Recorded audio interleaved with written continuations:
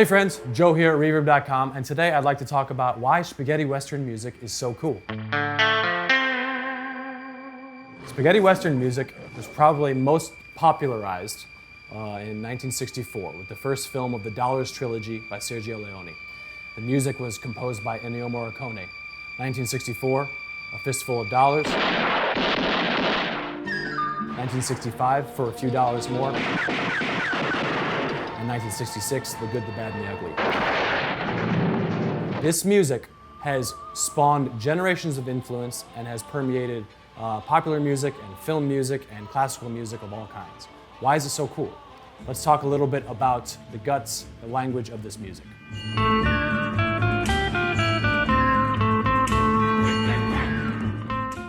First, I'd like to talk about the birth of this genre.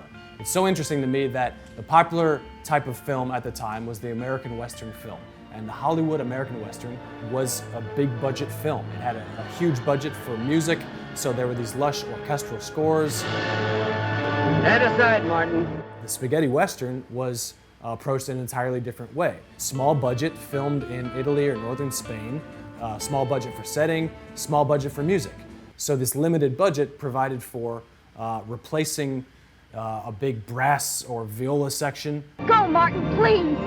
With a gunshot, or a whip, or a whistle, and of course an electric guitar that was twangy and verbed out and awesome.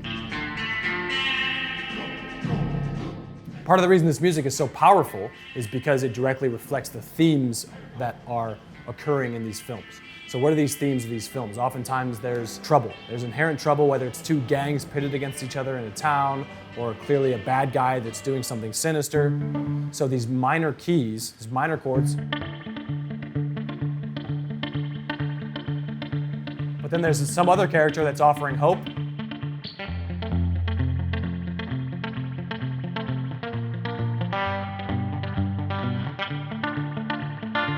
There's still an ominous nature behind the whole thing. There's something on the horizon. Now, it's amazing how you can keep things in a minor key, but then offer major tonalities, like, for example, a flat 6 chord, which in this case is B flat. Now, just hitting a B flat in the harmony beneath the melody offers so much heroism and strong forward motion, I would say.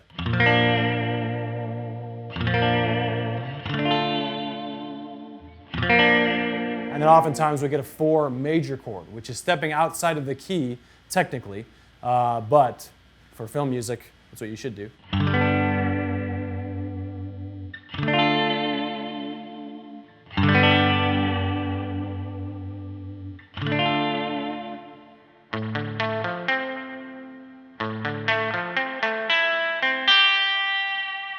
Okay, it's almost like the spaces between these notes is all that there's all this mystery in this space.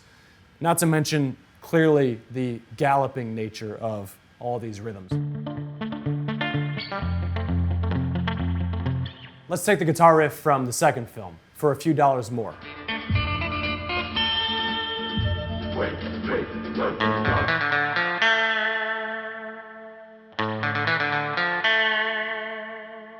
It sounds like this riff is still ominous, it's kind of dark. The sustain of that twang guitar and the reverb that surrounds it almost carries us kind of into the sunset a little bit.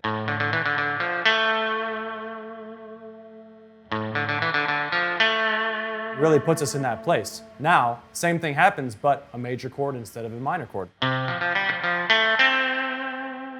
So that's a bit more heroic and a bit more like there might be a resolution to this story type of thing.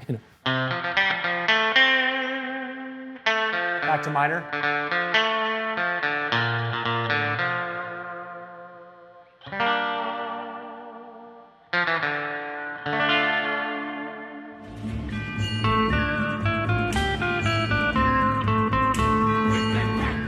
The melody for the first film of the trilogy, A Fistful of Dollars, you have this wonderful passage that outlines a minor chord, okay?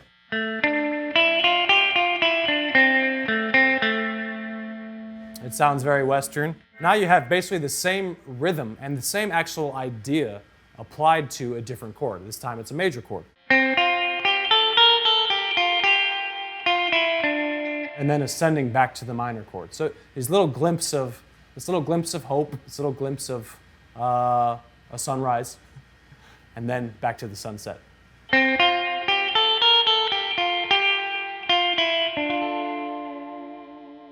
It's interesting to think about how spaghetti western music has influenced other styles of music, and how maybe some music, specifically surf music, maybe had an influence on some spaghetti western music. So there are similar tones and similar kind of like twangy guitar stuff going on. Late 50s Dwayne Eddy and stuff, and early 60s The Shadows, you know, that surf music. Spaghetti western music is somehow darker, but using some of the same tones and even some of the same techniques. And one key difference there is rhythm. Interesting to think about surf music having, you know, that standard. So as opposed to a gallop thing that happened in spaghetti western. So if I take a spaghetti western riff and I play it over a surf beat,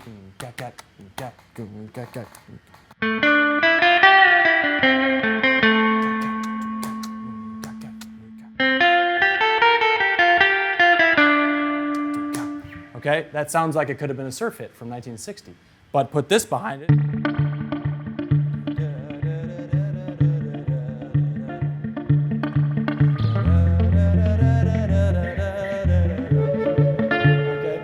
Immediately we have, you know, similar tone, same melody, similar technique, a different rhythm, making our heart kind of pound in a different way, and it has such an effect on the psyche of the entire genre and the whole color of the thing. And then on top of that, really sending it home with the sound effect of a whip and a whistle and a gunshot, and there's nothing surf about any of that, so that is definitely putting you in the place of, you know, a spaghetti western film.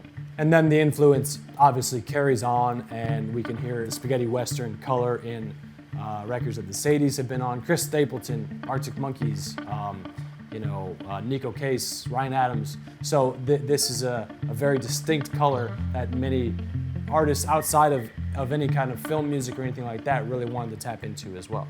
Well, that was a super fun discussion on spaghetti western music. If you want to talk about more stuff like this, other genres, dissecting film music, I really like talking about it. So let me know, and we can talk about more stuff. Thanks for watching, and see you next time.